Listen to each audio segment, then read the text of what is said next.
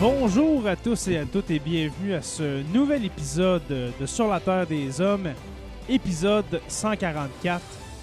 Bonjour mon cher Jonathan Saint-Pierre, dit le prof, comment vas-tu? Hey, salut Jay, ça va super bien. Toi, comment ça va? Ça va très bien, ça va très bien. Les Canadiens ont passé en deuxième ronde après une victoire oui. in On extremis. enlève notre verre. Oui, voilà. Alors, je porte fièrement mon gaminet du Canadien de Montréal et puis toi, tu as ta célèbre tasse. Ouais. Avec... Il y a de l'eau à l'intérieur. C'est de l'eau à l'intérieur. Mon cher Joe, je suis vraiment heureux ce soir. Enfin, ça fait un bout, là. Oui, enfin, nous allons faire, on en parlait juste avant de commencer à enregistrer, nous allons faire un épisode historique. Ça faisait longtemps. Et on est allé se chercher une grosse acquisition, comme Oui. parler en langage de hockey, justement. On va chercher un joueur de premier trio pour faire l'épisode avec nous aujourd'hui. Oui, bien justement, on est allé sur le marché des joueurs autonomes pour aller chercher Stéphane Roussel. Stéphane, comment vas-tu? Ça va très bien, vraiment content d'être avec vous. Là, si j'avais un chandail de Sur la Terre des Hommes, je l'enfilerais publiquement là, pour marquer mon bonheur de me retrouver avec vous autres. Ouais. Ça fait un bout de temps que je vous suis aussi, puis c'est surtout ce genre de truc-là me permet de faire ce que j'aime vraiment. Et c'est un plaisir de me retrouver dans une situation comme celle-là. Donc, merci beaucoup de m'avoir avec vous. On pourrait peut-être juste te demander, Stéphane, de nous faire un petit pédigré pour expliquer aux gens un peu quel est ton background et pourquoi on te retrouve sur notre podcast, juste pour essayer on pourrait dire un peu, éduquer les gens sur ta personne. Ben, écoutez, comme vous, je suis prof. Moi, je suis prof à l'École nationale d'administration publique. C'est une petite université. Si vous ne la connaissez pas, c'est normal. C'est la plus petite université au Québec. C'est la plus petite composante du réseau de l'UQ. Mais par contre, c'est la plus grande en termes géographiques parce qu'on a un campus à Québec, un à Montréal puis un autre à Gatineau. Et ce qu'on enseigne essentiellement, c'est de l'administration publique. Donc, on prépare des futurs fonctionnaires. C'est une petite université aussi parce qu'on a juste des programmes de maîtrise et de doctorat. Donc, oui, c'est peut-être en tout et partout 2000 étudiants. Moi, ce que je fais, je suis un prof de relations internationales. Je n'ai aucune formation en administration publique. J'ai fait mon parcours en sciences politiques. J'ai fait ma thèse au siècle dernier, c'était en 1999. Un sujet qu'on pourrait parler un jour, si ça vous tente de donner, c'est les relations canado-américaines.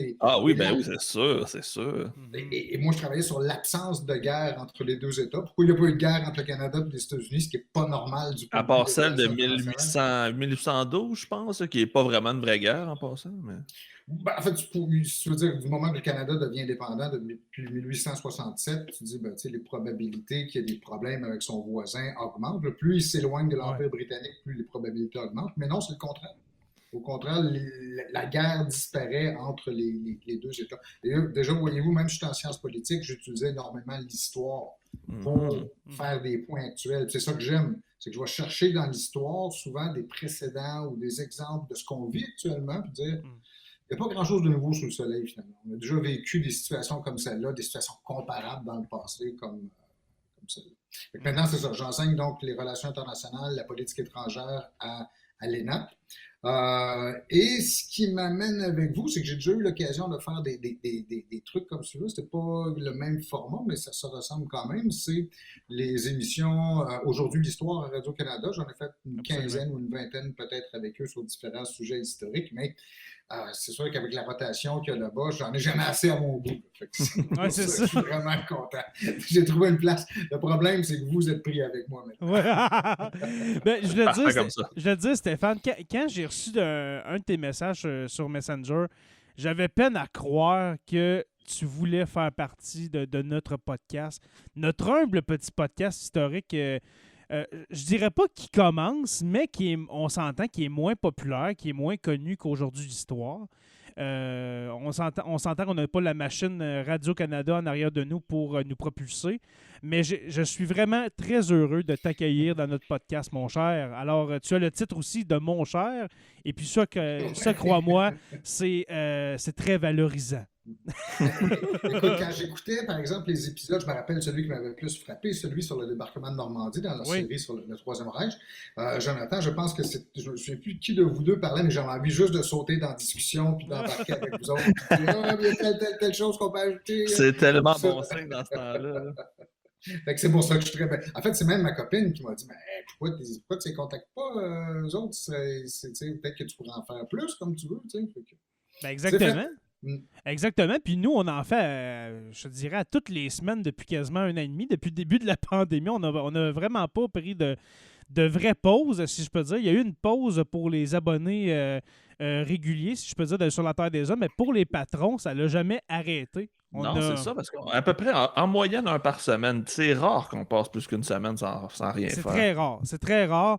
Soit qu'il y a un historiarum, quand il n'y a pas d'épisode, il y a un historiarum. Alors, pour les abonnés qui suivent le podcast, pour eux, oui, on dirait qu'on prend des pauses, mais on est rendu à quoi? 22 historiarums. À part de ça, il y a des tranches d'histoire, etc. Les agoras du prof qui viennent de s'ajouter. Alors, il y a du stock pour tous les goûts. Il y a du stock. Il commence à vraiment avoir du stock avec Sur la Terre des Hommes. Alors, j'en profite, mon cher Stéphane, pour te souhaiter une nouvelle fois la bienvenue dans Sur la Terre des Hommes. Et puis, nous sommes très heureux de t'accueillir. Et puis, on va te laisser présenter le show d'aujourd'hui parce que c'est un sujet que tu nous amènes qui nous allume beaucoup, mais je pense que j'ai été trop vite. Oui, mais avant,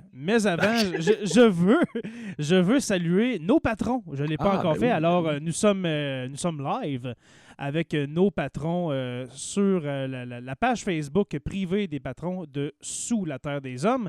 Et puis, avant de commencer, j'aimerais juste souligner le décès d'un grand qui est survenu. Qui est survenu cette semaine. En ce moment, nous sommes le 2 juin, et puis c'est le décès de M. Jacques Lacourcière. Je crois, corrigez-moi messieurs si je me trompe, mais l'un des plus grands, toute époque confondue, l'un des plus grands historiens que le Québec ait connu. Moi, je dirais le plus grand, tout court, le plus grand vulgarisateur de l'histoire du Québec, Ouais. parce que c'est grâce à lui si on était capable de la démocratiser et de la rendre accessible à tout le monde. C'est vraiment, vraiment une grosse perte pour la communauté historique du Québec. Absolument. Oui, précisément, c'est ça. Il a amené des choses, une façon de voir les trucs qui est facile, qui est accessible, qui est agréable à lire. J'ai acheté la semaine passée un des tomes de son histoire populaire que je n'avais pas. Puis tu sais, tu fais juste embarquer dedans, tu lis, puis tu embarques dans l'histoire.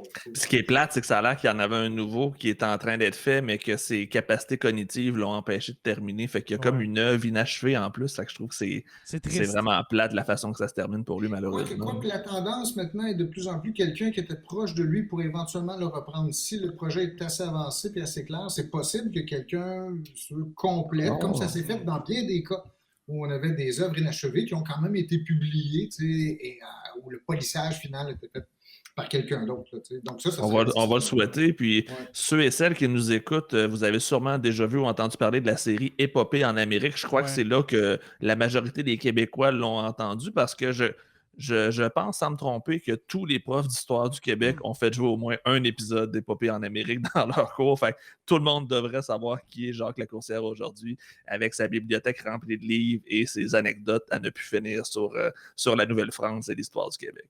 Exactement. Et puis, c'est bizarre que tu parles justement d'Épopée en Amérique parce que, dans le fond, pour les abonnés de notre chaîne YouTube, vous pouvez retrouver les épisodes d'Épopée en Amérique que j'ai commencé à publier sur notre chaîne il y a quelques semaines, en prenant bien sûr le soin de mentionner que c'est une œuvre de messieurs Gilles Carle.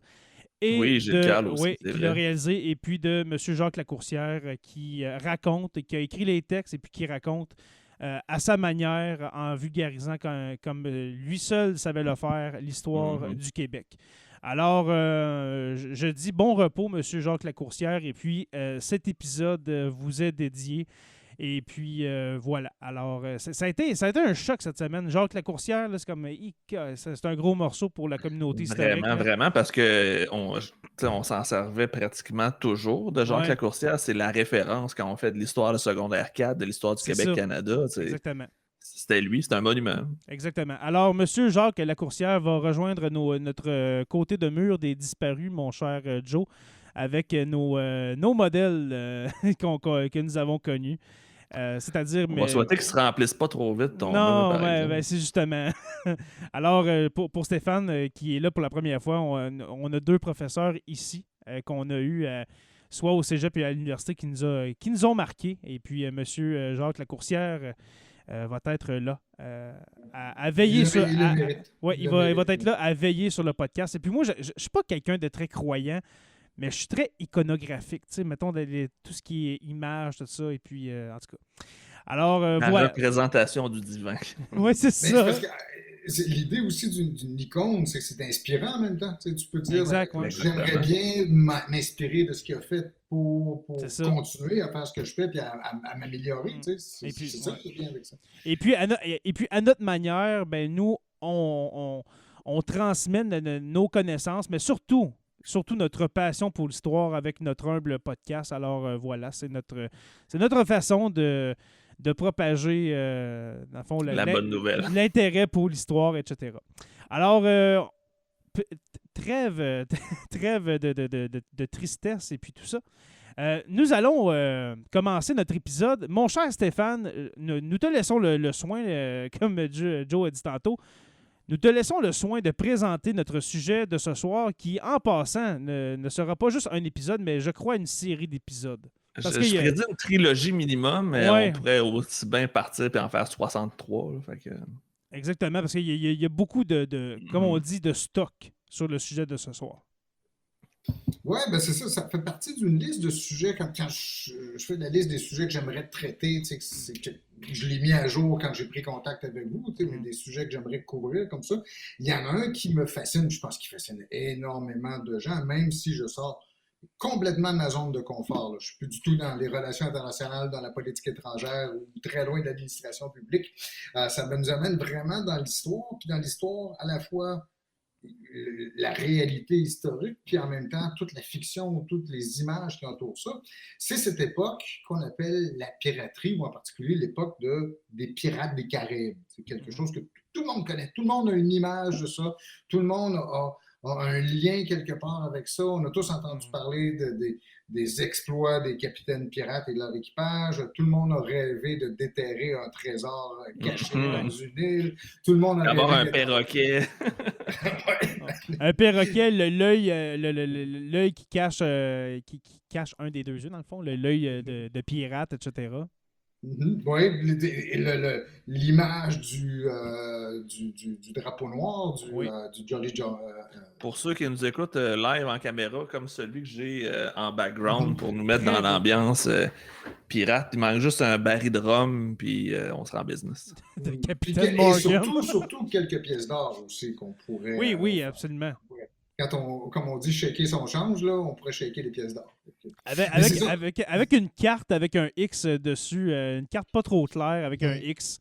Voilà.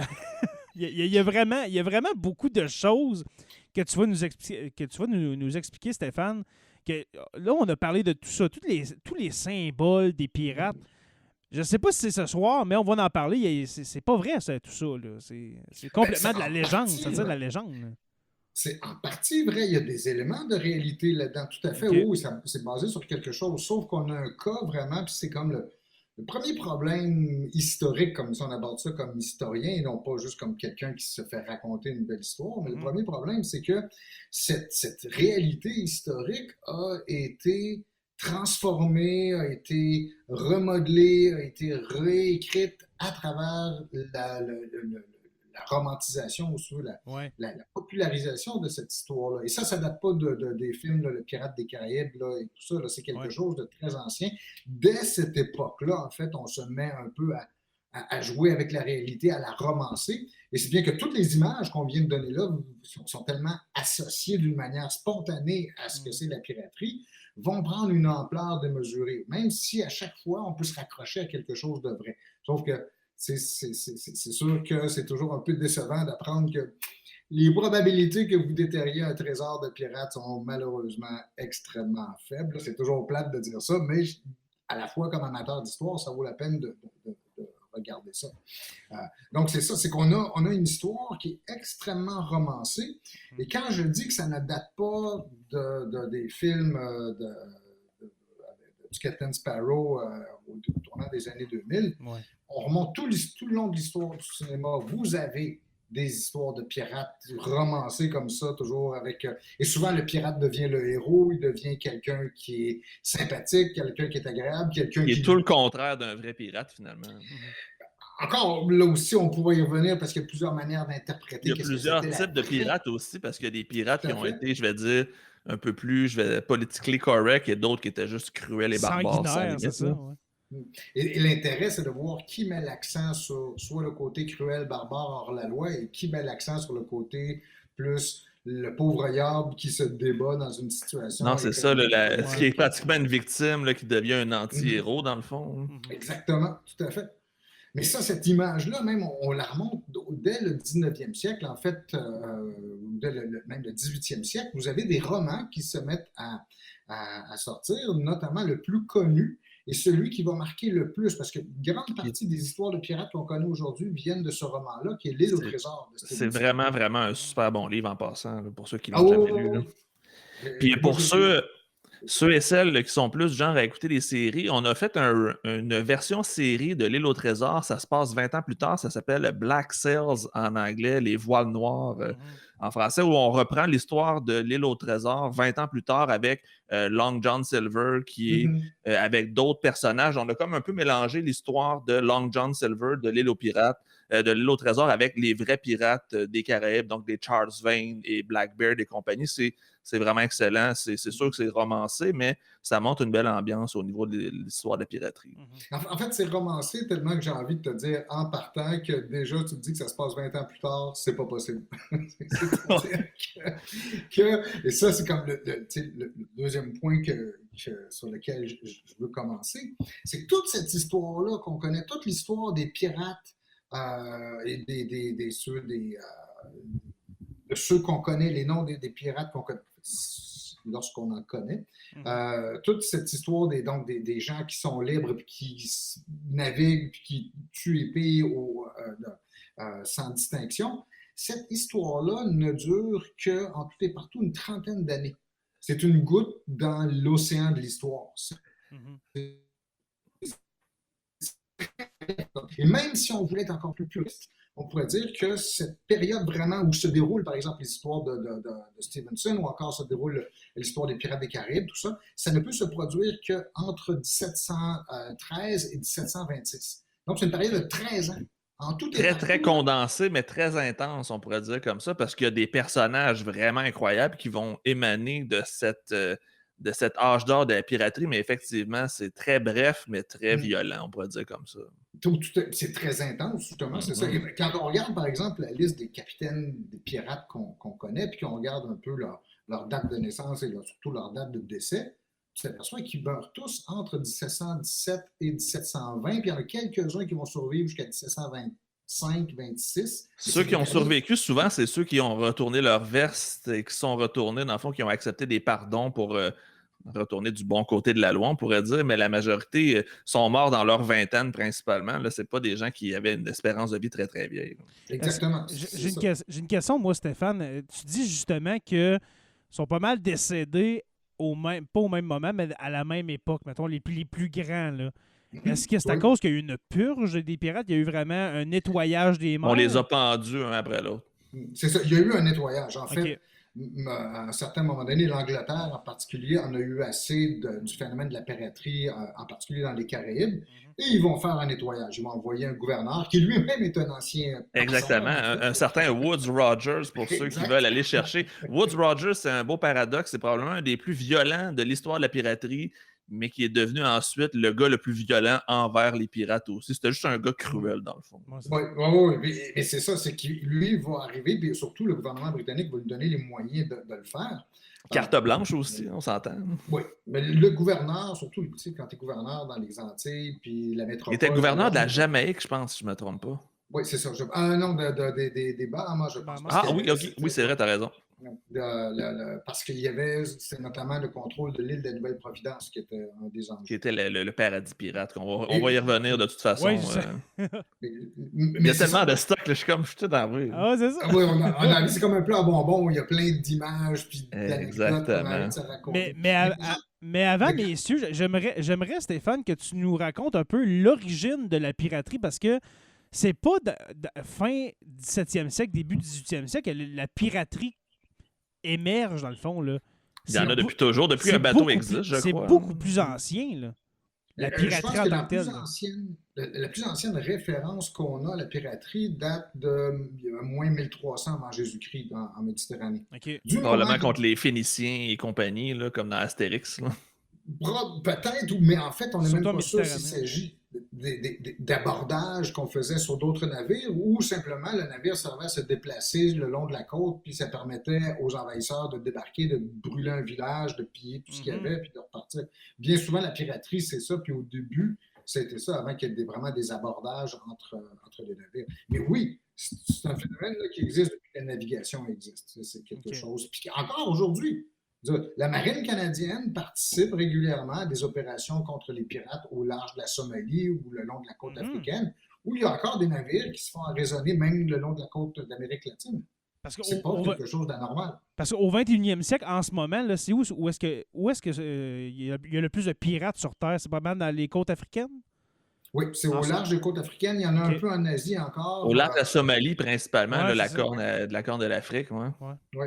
Et il y a plusieurs navires canadiens, effectivement, qui participent à des coalitions internationales où on va chasser les pirates. Je me rappelle d'avoir parlé avec des membres d'équipage du HMS Toronto qui revenaient d'une chasse aux pirates. Là, oh, wow! Et là, on est au début là, du 21e siècle. Ça existe encore. Il n'y a pas un film avec Tom Hanks, justement, où il se fait aborder par des pirates somaliens. Je me rappelle juste du meme là, I'm the Captain Now, mais je me rappelle jamais c'est quoi le titre du film. Non plus. Je m'en souviens pas.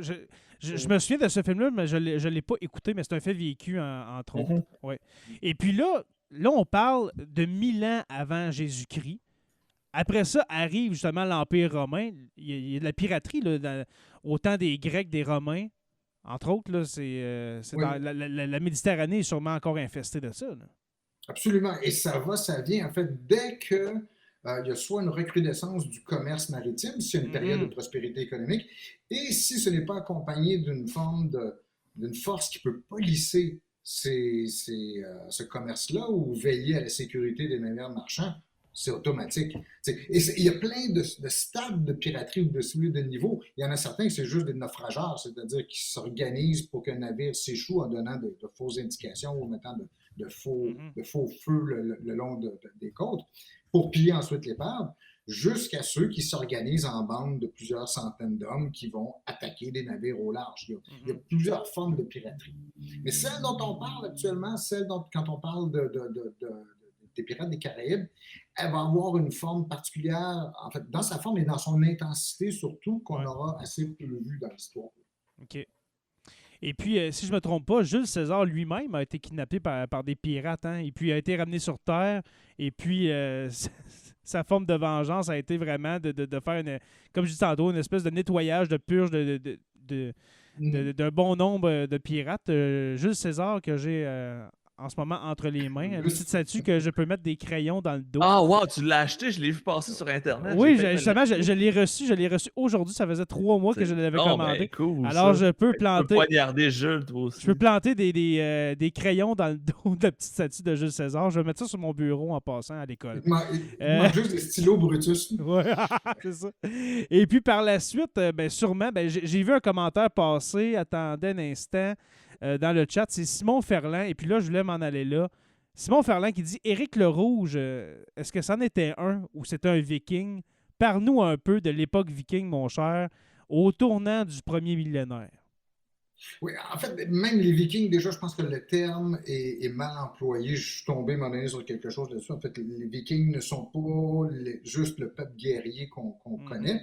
Mais oui, on peut dire qu'une grande partie de l'économie de la Scandinavie ou de la civilisation viking reposait précisément sur le pillage. Sur les raids. C'est ça d'aller. Et ça, à travers. Quand on regarde les chemins suivis par les Vikings, c'est absolument extraordinaire. Ils vont aller jusqu'en Méditerranée. Ils vont se rendre, je crois, jusqu'à Constantinople, de mémoire. Tout à fait, exactement. C'est ça. C'est un méchant bout. Ils ont pillé Paris, Londres, Constantinople. Ils ont fait vraiment beaucoup, beaucoup de millages avec des technologies quand même assez de base. On s'entend que les Vikings, c'était pas des cuirassés qu'il y avait pour attaquer puis pour se promener en Méditerranée. Et puis n'oublions pas qu'ils se sont rendus en Amérique. Surtout. Aussi, c'est on vrai. s'entend que Constantinople, c'est vraiment loin, mais de dire on s'en va au-delà de la mer Océane, c'est quelque chose. Ouais, et je pense que dans le cas de Le Rouge, donc, il était aussi un assassin, c'est-à-dire qu'il a essayé de Ouais. fuir, je pense, la justice. C'est comme ça. Disons que ça motive beaucoup pour aller faire des découvertes de l'autre côté de l'océan, là, quand tu es dans une situation comme celle-là. Mais oui, mais cette civilisation, qui à la fois est une civilisation qui est très commerçante, les Vikings vont faire énormément de commerce, mais ils vont faire aussi énormément de guerres et beaucoup d'exploration en même temps. C'est vraiment des gens de la mer. C'est des gens qui ont maîtrisé les meilleures techniques de l'époque pour se déplacer sur la mer, à la fois pour des raisons commerciales, des raisons pacifiques, puis des raisons aussi très violentes. Un peu comme, moi je les compare, les Vikings de cette époque-là, au tournant du premier millénaire, un peu comme les Portugais dans les années 12, 13, 1400. Comme un peuple marin qui ayant une grande connaissance justement de Ils voulaient exploiter cette connaissance-là pour avoir un avantage sur les autres nations. Exactement. Ou souvent, en fait, des fois, c'est pas tellement le fruit d'une volonté. Quoique dans le cas du Portugal, il y a certains souverains qui ont très sérieusement encouragé le développement d'une marine. Et dans bien des cas, c'est à la fois, on maîtrise tranquillement d'une génération à l'autre certaines techniques. Parfois, il y a des révolutions techniques qui se produisent qui fait qu'on peut changer subitement la manière dont on procède. Mais souvent, tout ça, c'est le produit d'initiatives individuelles et non pas, c'est pas commandé par le souverain nécessairement. Parfois, ça l'est, mais dans bien des cas, et la colonisation de l'Inde, la colonisation de l'Amérique, en bonne partie des Antilles, c'est faite par des gens qui décidaient de dire ouais, on va essayer de pousser un petit peu plus loin. On va aller voir si on ne peut pas s'emparer dans notre territoire. On va aller voir qu'est-ce qu'il y a juste l'autre côté de l'horizon pour voir. Et c'est comme ça que ça avance. Dans le cas des Vikings, c'était souvent des expéditions commandées par un groupe très local qui ramassait ses troupes et qui disait on va aller piller telle ou telle région. Moi j'ai une question, Stéphane. Là, concernant justement, on a parlé justement des pirates des Caraïbes. Là. On s'entend, les Caraïbes, l'Amérique, là, je prends le nouveau continent au tournant du 18e siècle. Est-ce qu'il y a une corrélation à faire entre le fait que c'était infesté de pirates et puis le fait que c'était des territoires très peu régis, si je peux dire. On s'entend qu'on n'est pas en Europe avec les rois, tout ça. C'est un peu, pas le Far West, mais... Il n'y a pas de témoins. Il y a moins de témoins. Ah non, le Far West, l'expression Far West. Chacun fait sa loi. Est-ce que je me trompe ou... tu as tout à fait raison. Puis même quand tu utilises l'expression Far West, je la trouve même bien placée parce qu'effectivement, on est à l'ouest d'abord de l'Europe. Aussi. Mais il faut se mettre surtout, quand on revient à cette petite période que je vous disais tantôt, donc fin du 17e siècle, début du 18e, donc de 1797 à 1726, il y a, 1696 à 1726, il y a à ce moment-là plusieurs choses qui se produisent. C'est que d'abord, la piraterie, ou on va appeler ça plutôt les corsaires ou les flibustiers, qui étaient des acteurs privés, des entrepreneurs privés qui étaient engagés, qui recevaient une lettre de leur souverain ou du gouverneur local disant qu'en période de guerre, ils peuvent aller attaquer les navires des autres nations. Généralement, c'est des Français ou des Anglais qui allaient attaquer des navires espagnols. Ou encore des Néerlandais. Et ces gens-là vont s'établir tout le long du 17e siècle. Ils vont s'établir dans les Antilles. Il va y avoir des premières colonies qui vont commencer à se faire et ça va faire les premières bases de flibustiers. Okay. Et dans la mesure où ces régions-là sont très loin des métropoles européennes, pour faire parvenir un message, ça prend 2 ou 3 mois, puis si tu as besoin de renfort, tu as besoin de quelque chose, bien, ils sont très autonomes. Ça va être aussi long. Oui, et dans bien des cas, comme je le disais tantôt, c'est des initiatives privées, c'est des compagnies privées qui ont été formées, comme la Compagnie des Indes orientales, par exemple, ou nous autres au Canada, on avait la Compagnie des Sans Associés, qui vont développer ça. Et si bien que l'autorité, elle est très mal installée, surtout au cours de cette période-là. Il ne faut pas oublier aussi qu'il y avait même des colonies américaines qui étaient gérées par des compagnies. Fait que les compagnies géraient le territoire, puis géraient la loi, géraient absolument tout. Fait qu'il y en a beaucoup qui vont servir des pirates, justement, pour leur propre intérêt personnel et leur propre intérêt monétaire, un peu, je vais dire, à l'ombre de la couronne britannique ou de peu importe le gouvernement. Exactement. Et ces compagnies-là et les acteurs privés sont bien heureux d'avoir des flibustiers ou des pirates parce que c'est comme ça que la richesse va circuler. C'est-à-dire qu'on s'empare, par exemple, de l'or espagnol ou des propriétés des autres pays et ça permet de nourrir la colonisation. Par contre, c'est ça qui est vraiment intéressant, c'est que dès la fin donc, du 17e siècle, ces colonies-là commencent à être autosuffisantes et commencent à produire des trucs très intéressants. Du tabac, des épices, des bois rares, des choses comme ça qui sont très appréciées en Europe. Et là, les compagnies commencent à faire de l'argent avec le commerce. Et c'est à ce moment-là qu'ils vont justement en avoir assez des flibustiers. Et c'est à ce moment-là que va se faire le mouvement de bascule dont on parlait tantôt, ces 30 années-là, où on va essayer de se débarrasser des flibustiers. Bon nombre d'entre eux ne voudront pas, ils vont vouloir continuer à leur propre compte. Et ça va donner cette période d'une trentaine d'années, ou même, moi, je disais tantôt, on peut le réduire même à 13 ans, qui vont être complètement anarchiques. Là, c'est vraiment l'époque de la piraterie des Caraïbes. C'est ce moment de bascule qui se fait du moment où les colonies françaises, britanniques commencent à pouvoir prospérer par leur commerce et non plus par la guerre. OK. Et puis, je vais te demander, Stéphane, peux-tu nous dire la différence entre un pirate, un corsaire, un boucanier, un flibustier? Parce qu'on s'entend que plusieurs pensent que c'est la même chose, là, un pirate, un corsaire, mais c'est pas la même chose pantoute, là.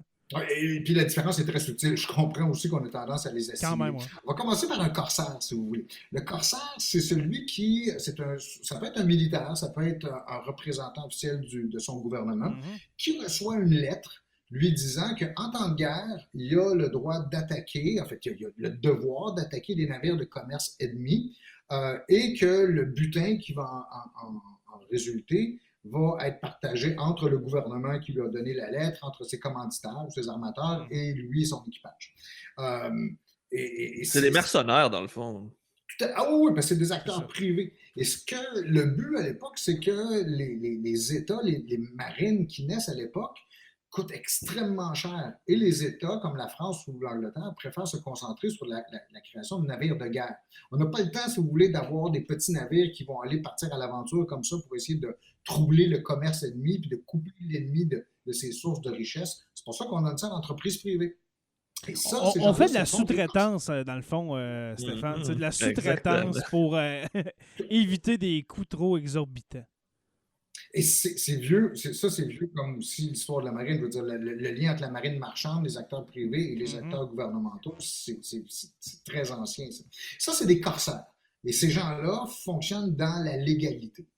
Okay. On va aller à l'autre extrême maintenant tout de suite. Il y a le pirate, celui qu'on appelle le pirate, qui est d'ailleurs une insulte. Se faire traiter de pirate, c'était pas quelque chose de sympathique à l'époque. Un pirate, c'est un hors-la-loi. Il n'y a aucun lien avec aucun gouvernement, il n'y a aucune, si vous voulez, fidélité ou loyauté à un pays en particulier, et il va attaquer tout le monde. Et donc, lui, il se met tout le monde à dos, naturellement. Okay. Mais entre les deux, vous avez un statut particulier qui est celui de flibustier. Et c'est là, ça, c'est la zone grise entre les deux. C'est-à-dire que souvent, et même dans les périodes de paix, quand les corsaires sont théoriquement moins actifs, il y a tellement de gens qui bénéficient des activités des corsaires qui veulent que ça continue. Alors, on va s'organiser, on va se créer de fausses lettres de marque, ou encore le gouvernement va continuer à en donner tranquillement en sous-main, ou un gouverneur local va faire semblant qu'il ignore que la guerre est finie, puis il va continuer à en donner. C'est bien que les flibustiers, souvent, vont continuer leurs actions longtemps après la fin d'une guerre, mais toujours avec ce petit vernis, qui parfois est très mince, mais ce petit vernis de légitimité. Et ça donne l'impression, tout le monde peut se dire que, ah oui, on a un phénomène de banditisme ou à la marge de la loi, mais on a toujours l'impression qu'on a un petit contrôle là-dessus, ce qui, dans bien des cas, n'est pas juste, là. Et les flibustiers, donc, ne tombent pas totalement dans la catégorie des hors-la-loi comme les pirates.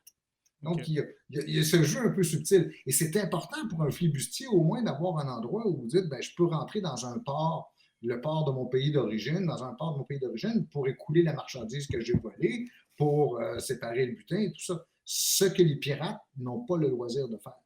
Eux sont hors la loi partout.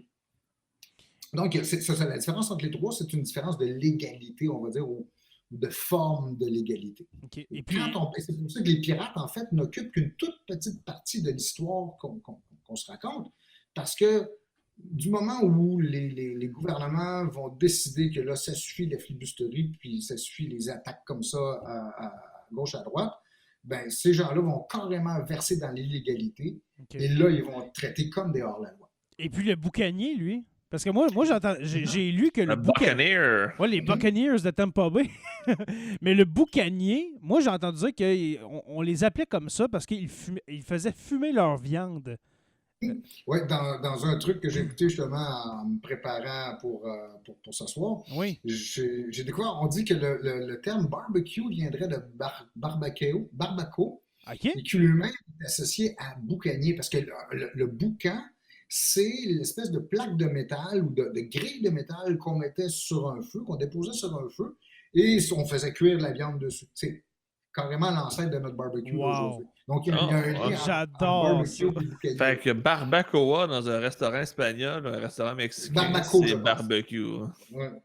Ou c'est l'équivalent d'une viande qui est grillée sur une grille ou exposée OK. au feu. Là, Oh, ouais. mais les boucaniers, c'est effectivement ce peuple. Souvent, c'est des descendants de colons français, mais il y a un mélange, c'est très cosmopolite comme groupe. Ouais. Ils sont établis dans la région d'Haïti aujourd'hui, dans la portion de l'île d'Hispaniola, surtout dans l'ouest de l'île d'Hispaniola, ce qui est aujourd'hui Haïti, et en particulier sur la côte nord. Et ces gens-là vivent de la chasse beaucoup sur l'île, la chasse aux cochons sauvages, la chasse aux bœufs sauvages, mais ils ne se privent pas de temps en temps, ils montent des expéditions, et s'il y a un navire espagnol qui passe pas loin, ben, ils vont l'attaquer. Si bien qu'ils sont on pourrait dire des flibustiers à temps partiel ou quelque chose comme ça. Il y avait tout un système social qu'on ne retrouve pas ailleurs qui faisait que les boucaniers avaient un mode de vie qui était très particulier. C'est Et le comme des fait que ce soit...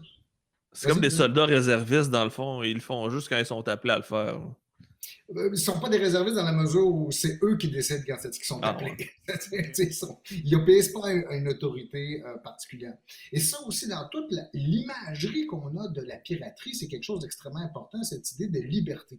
Il faut se rappeler qu'à cette époque-là aussi, l'Europe sort des guerres de religion, c'est la guerre de 30 ans, donc qui finit en 1648, mais il y a encore énormément de persécutions religieuses en Europe. Énormément de gens sont écœurés de ça. Deuxièmement, vous avez aussi, la société européenne, y compris dans la composition des navires, des équipages de navires, c'est extrêmement hiérarchisé.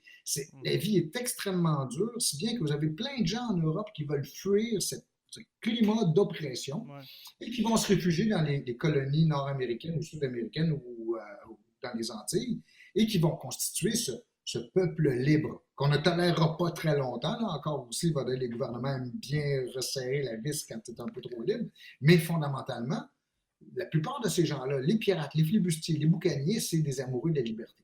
C'est des anarchistes aussi, souvent, là, sont très, très... on pourrait dire que c'est des antifas aujourd'hui. Oui, mais Jonathan, peut-être plus que ce que tu le penses, c'est que ces gens-là sont des anarchistes. En fait, ce qu'on en sait, et ça, c'est un point sur lequel je voudrais revenir tantôt, parce qu'on ne sait pas grand-chose, finalement, sur ces gens-là.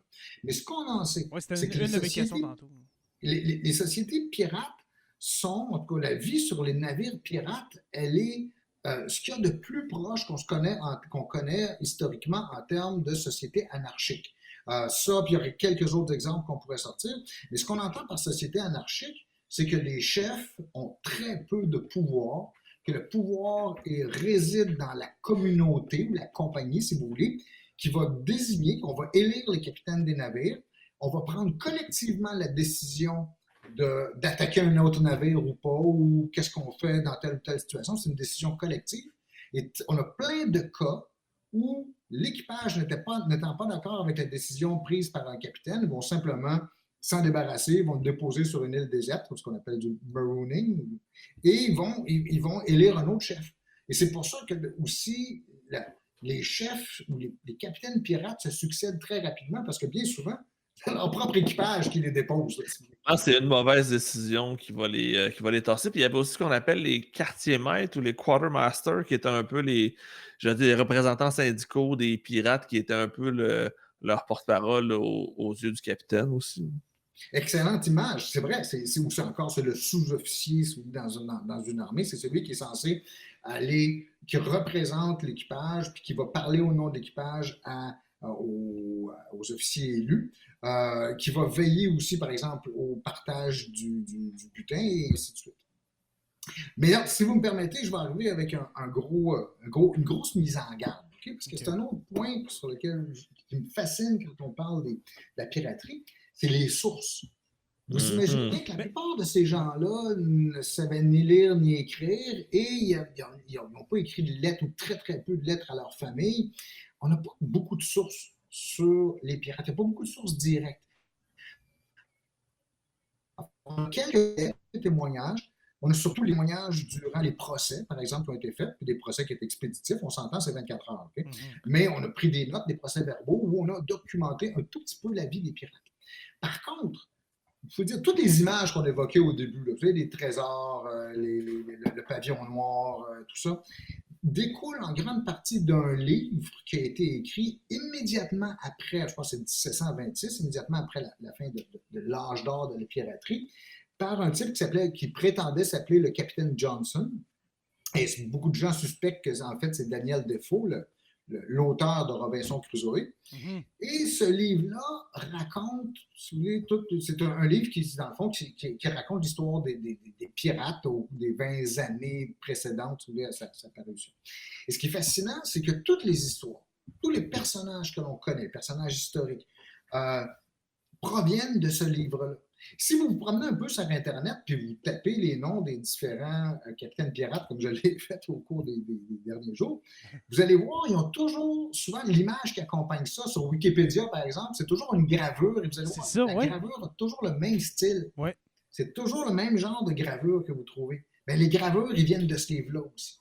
Donc, une très grande partie des informations qu'on a sur le mode de vie des pirates, sur la manière dont ils étaient organisés, sur leurs exploits, sur leurs défaites, viennent de cet ouvrage unique. Alors, c'est pour ça, en même temps, qu'il y a un problème, si vous voulez, pour comprendre. Est-ce que le type qui a écrit ce livre-là connaissait vraiment son histoire? Est-ce qu'il n'a pas enjolivé un peu? Est-ce qu'il n'a pas exagéré? Est-ce qu'il n'a pas pris une anecdote pour en faire quelque chose de général? C'est très difficile à dire. Okay. Mais on voit donc que des gens en font aussi pour essayer de séparer un peu la réalité de la fiction, ça devient un peu compliqué. Et puis, l'élément le plus important que tu as dit, Stéphane, c'est surtout que ces gens-là, pour la plupart, ne savaient pas lire ni écrire. Comment tu veux documenter, comme tu as dit, comment tu veux documenter ton style de vie, ce que tu es, dans le fond, toi et ton... ce que vous êtes, toi et ton groupe, dans le fond, là, fait, c'est certain. Puis, surtout quand tu meurs rapidement, tu n'as même pas le temps de laisser de traces. Tu sais. Exactement. Puis surtout, Stéphane, est-ce que la peur des autorités, justement, envers, là, je parle vraiment de la peur des pirates, a fait en sorte qu'on n'a pas osé, tu sais, les questionner, parce que, comme tu as dit, leur procès, c'était 24 heures, puis on les pend, là. On n'a pas osé les questionner vraiment. On ne s'intéressait pas à ce phénomène-là, qu'aujourd'hui, 300 ans plus tard, on se rend compte que pour quelque chose qui a duré quasiment 30 ans, maximum 30 ans, là, comme tu as dit tantôt, même peut-être juste 10-15 ans, c'est quelque chose là, qu'on se souvienne de ça, mais qu'on n'ait quasiment pas de preuves écrites, manuscrites. Je pense qu'à l'époque aussi, ça dépend encore le point de vue qu'on se place, mais certains vont dire qu'il fallait se débarrasser de ces gens-là au plus sacrant. C'est une honte, on les appelait d'ailleurs, c'est ça, la honte du genre humain, ou des gens qui se sont exclus du genre humain. Dans ce temps-là, on ne fait pas de quartier. Là. On tasse tout ça très vite. Ça répugne tellement ceux qui jugent, ceux qui exercent la loi. Ça les écarte tellement qu'ils veulent se débarrasser de ça puis ils ne veulent pas en entendre parler. Mais il faut dire aussi, c'est un peu le cas dans ce qu'on trouve dans bien des guerres, surtout les guerres les plus anciennes, c'est quand on est du côté du perdant. On n'écrit pas son histoire. Exactement. Elle disparaît avec nous. Les vainqueurs écrivent toujours l'histoire. Oui, et c'est d'autant plus, on voit le côté un peu hypocrite de l'histoire qu'on a aujourd'hui quand on dit que les pirates étaient tous des criminels, des ennemis du genre humain, des gens qui torturaient, qui tuaient, tout ça. Vous avez aujourd'hui des historiens qui vont se positionner, ils vont dire non, ce n'est pas si vrai que ça, il y a des nuances. Mais ce qu'on voit donc, c'est que cette histoire-là, quand on met l'accent beaucoup sur leur côté hors la loi, sur leur côté cruel, tout ça, ben, c'est écrit par des gens qui, justement, on voulait les démoniser, dans le fond, aussi. Oui, tout à fait. On voulait les démoniser. C'était l'ennemi public, c'est sûr qu'il faut les démoniser. Mais quand je dis qu'il y a un côté hypocrite là-dedans, c'est que bien souvent, ce sont les mêmes gouvernements, ce sont les mêmes compagnies, ce sont les mêmes personnes riches qui, au début, si vous voulez, qui, 20 ans plus tôt, encourageaient ce phénomène-là. La piraterie, telle qu'elle existe au cours de cette petite période-là, n'aurait pas existé si les gouvernements et les entrepreneurs privés ne les avaient pas soutenus pendant, je veux dire, 75 ans. Donc, il y a un côté hypocrite quelque part de les démoniser alors qu'on les a soi-même créés. Mais c'est ça, mais la perte de contrôle, justement, pour résumer un peu qu'est-ce que tu as dit ce soir, oui, on les a créés, dans le fond, pour nos dessins personnels, mais la perte de contrôle de ces gens-là qui, eux, ne voulaient, dans le fond, que la liberté, dans le fond, là. C'était Ouais. être libre sur une terre, justement, où est-ce que la loi était très fragile. Fait que En c'est fait, on certain peut dire que dans rendu bien là, on va les démoniser, justement, pour détruire un peu leur réputation. Parce que, vois-tu, en fait, ce qui se produit, surtout à la fin de la guerre de succession d'Espagne en 1713, là, qui inaugure, si vous voulez, ces 13 ans très, très, très intenses, c'est que durant cette guerre-là, qui va de 1701, je pense, à 1713, on a rappelé les flibustiers. On leur a encore donné des lettres de marque. On leur a encore donné l'autorisation d'aller attaquer les navires ennemis. Mais au moment où la guerre finit, et ça se produit dans tellement de guerres, tellement d'histoires, de cas historiques qu'on peut révéler comme ça, c'est que du moment que la guerre est finie, on dit OK, vous vous en tournez, on n'a plus besoin de vous, on vous débarque des bateaux, débrouillez-vous. Littéralement, c'est ça.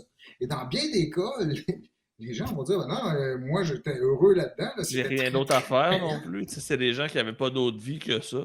C'est ça, j'ai fait ça, ça fait 10 ans ou 15 ans que je fais ça, donc non, je suis désolé, puis je refuse de me faire traiter comme ça. Puis même ceux qui restent à bord des navires, ou ceux dont on ne se débarrasse pas à la fin de la guerre de succession d'Espagne, ils ont des conditions misérables, alors qu'ils ont connu des conditions beaucoup plus agréables au cours alors qu'ils étaient des flibustiers.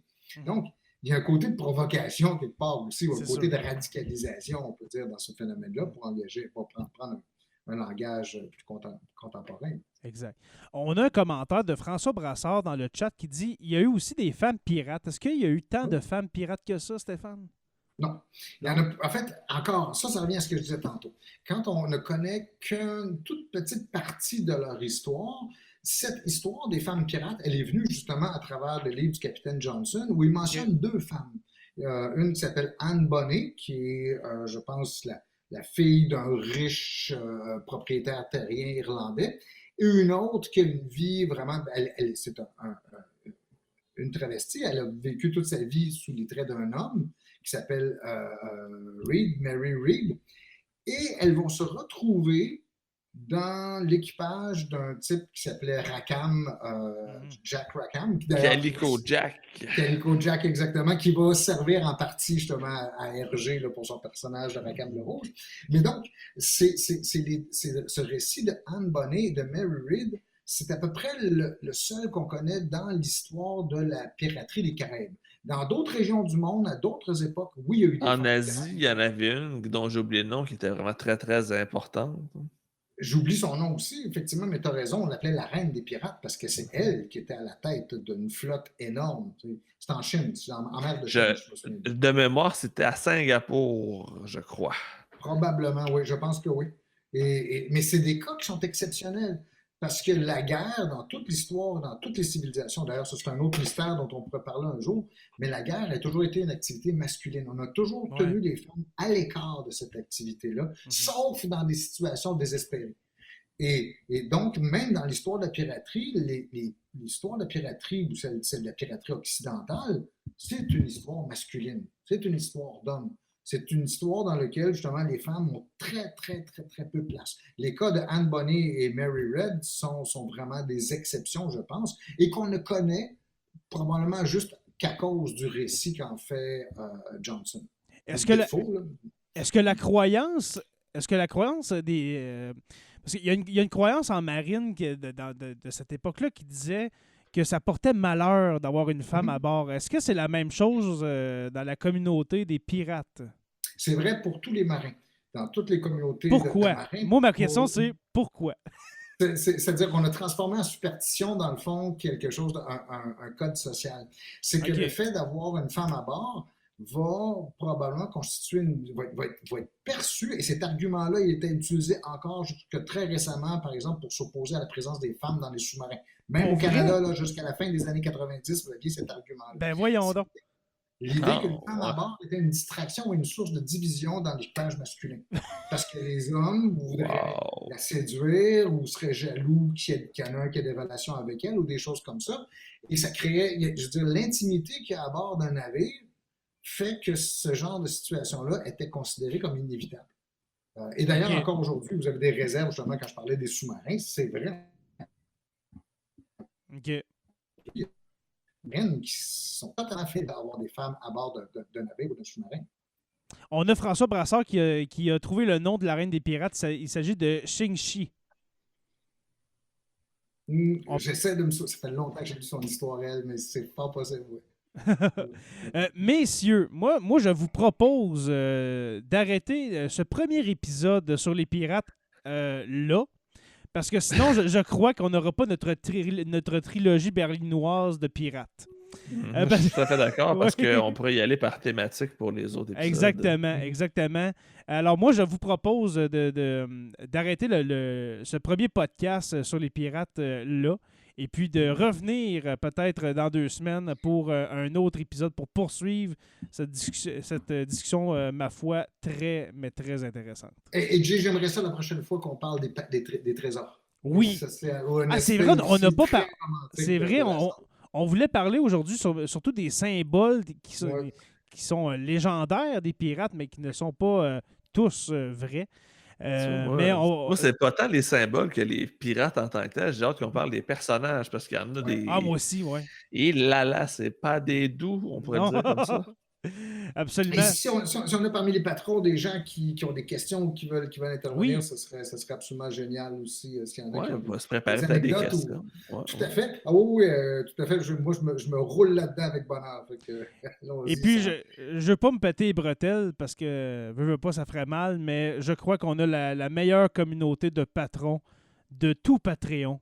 Et puis, c'est ceux de Sur la Terre des Hommes. Alors, si vous avez des questions, les patronnes de Sur la Terre des Hommes pour Stéphane, pour le prochain épisode sur les pirates, allez-y, donnez-vous à cœur joie. Stéphane, comment as-tu trouvé ta première expérience dans Sur la Terre des Hommes? Ben, écoute, si je regarde l'heure, je me dis ça se peut pas, là. Écoute, ça fait 5 minutes qu'on parle. J'ai l'impression qu'on vous l'a souvent dit, celui-là. Mais j'adore le format de discussion comme ça. C'est de la discussion. Qu'on renchérisse. C'est vraiment... Et tu sais, je viens juste de réaliser que, dans le fond, c'est la première fois que je fais un balado. Je fais des émissions de radio, mais je fais la première fois que je fais un balado. Un vrai podcast. Tellement agréable, là. C'est vraiment le fun.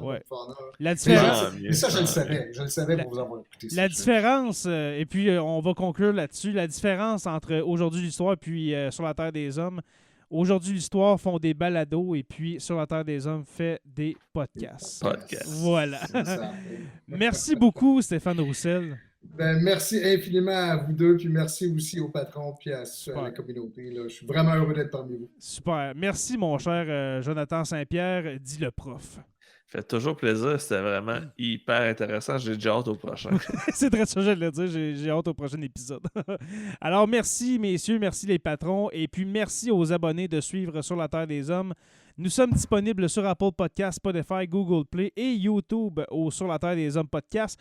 Justement, merci à tous nos patrons, les curieux, les stagiaires, les historiens, notre érudit et puis notre orateur construction avec un S, Rivard de Rouyn-Noranda.